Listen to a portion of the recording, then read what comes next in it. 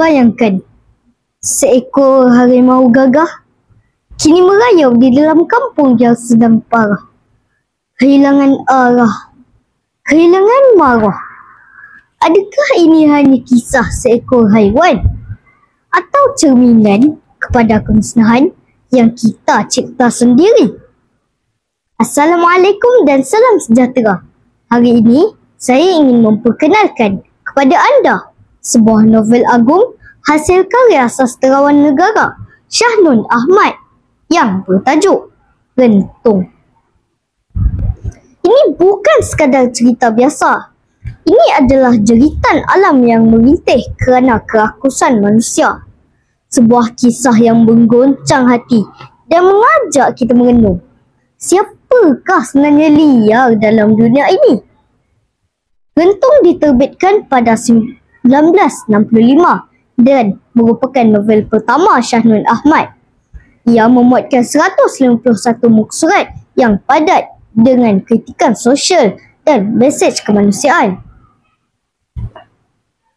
Kisah ini berletakkan kampung yang sedang parah, bukan sekadar secara fizikal, tetapi secara simbolik menggambarkan kehancuran nilai dan kemanusiaan.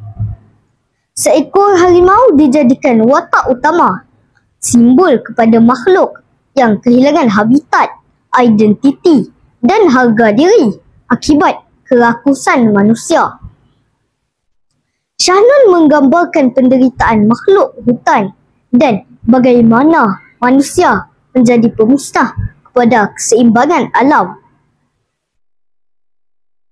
Apa yang menjadikan Rentung luar biasa? Gaya penulisan Shahnun sangat puitis dan penuh simbolisme.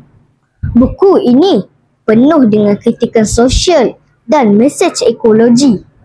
Ia sesuai untuk pelajar menengah dan dewasa, terutamanya dalam pemikiran aras tinggi. Kebat, kita diajak bertanya, dalam dunia yang maju, siapa sebenarnya sedang parah? Kampung atau hati kita yang rakus?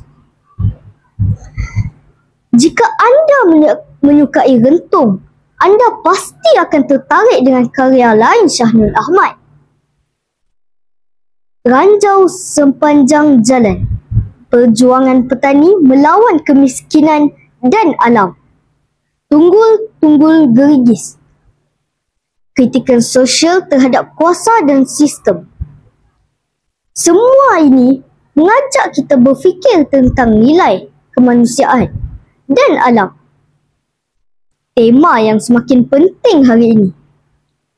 Akhir kata, Rentung bukan sahaja membawa kita menyusuri kampung yang parah, tetapi juga membawa kita masuk ke dalam jiwa manusia yang semakin hilang nilai kemanusiaan. Buku ini wajib dibaca oleh generasi muda, guru, pencinta alam dan semua yang ingin melihat sastera, bukan sekadar hiburan, tetapi sebagai medium kesedaran. Jangan tunggu kampung betul-betul tenat baru kita sedar kita sedang menyekat masa depan kita sendiri. Sekian, terima kasih.